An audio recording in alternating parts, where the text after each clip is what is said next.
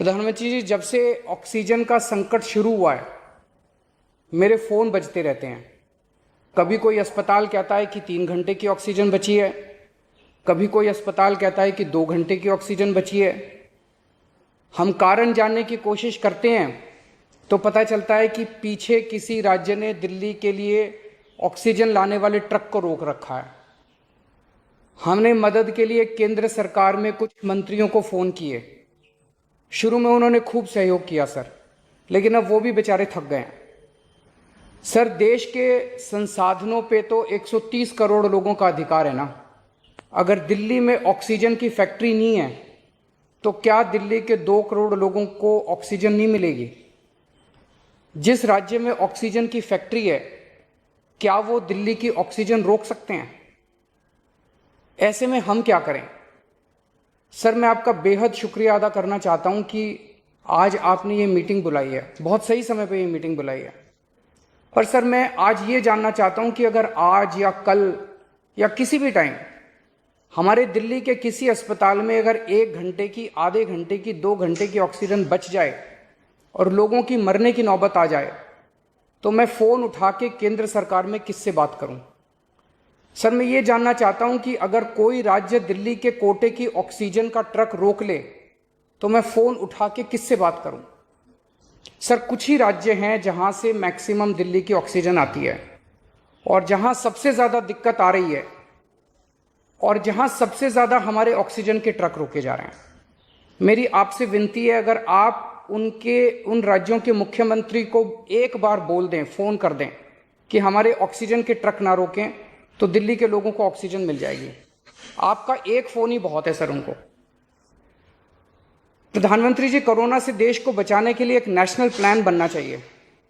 इस national plan के अंतर्गत देश के सभी ऑक्सीजन प्लांट्स को तुरंत आर्मी के जरिए केंद्र सरकार टेक ओवर करे।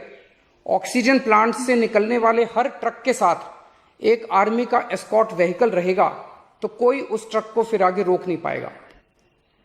सर, दिल्ली का जो ऑक्सीजन का कोटा आपने बढ़ाया, हम उसके बड़े शुक्रगुजार हैं, लेकिन उसमें लगभग 100 टन ऑक्सीजन उड़ीसा और वेस्ट बंगाल से आनी है। हम परसों से, जब से कोटा बढ़ा है, हम कोशिश कर रहे हैं उस ऑक्सीजन को दिल्ली लाने की। मेरा आपसे निवेदन है कि यहाँ से ऑक्सीजन अगर हो सके तो हमें हवाई जहाज से उपलब्ध करवाई जाए, और नहीं तो जैसा अभी बताया गया, आपका आइडिया है ऑक्सीजन एक्सप्रेस शुरू करने का, वो ऑक्सीजन एक्सप्रेस शुरू करके वेस्ट बंगाल और उड़ीसा से हमें ऑक्सीजन दिलवाई जाए। आइडिया नहीं, ऑलरेडी चल रहा है। सर, दिल्ली तक नहीं पहुंच पा रही हमारी, दिल्ली तक नहीं आ रहा। उसमें अगर हमें दिल्ली के लिए भी कॉरिडोर मिल जाए तो आपकी बड़ी मेहरबानी होगी सर। आपने 2-3 जगह तो कर दिया सर, आपके इंटरवेंशन से मुझे पता चला। एक दिल्ली के लिए और करा दीजिए सर, यहाँ की हमारी 100 टन ऑक्सीजन उधर से आनी है। प्रधानमंत्री जी, हमारे देश के वैज्ञानिकों ने इतने कम समय में जो वैक्सीन बनाई है, इसके लिए हमारे वैज्ञानिक साधुवाद के पात्र हैं। आपने इसमें जो प्रयास किए, आपका बहुत बहुत शुक्रिया। अब हम सब लोगों को मिलकर कम से कम समय में अपने नागरिकों को ये वैक्सीन लगवानी चाहिए। इसमें केंद्र और राज्य सभी सरकारों को हमको मिलकर काम करना है। अभी सर, केंद्र सरकार ने आदेश जारी किए हैं कि 1 मई से राज्य सरकारें सीधे कोरोना वैक्सीन खरीद सकती हैं। इसके बाद एक वैक्सीन की कंपनी ने अपने रेट जारी किए हैं कि वो केंद्र सरकार को 150 रुपये में और राज्य सरकारों को 400 रुपये में देंगे। सर, एक ही देश में एक ही सामान के 2 रेट कैसे हो सकते हैं? 1 नेशन 1 रेट होना चाहिए।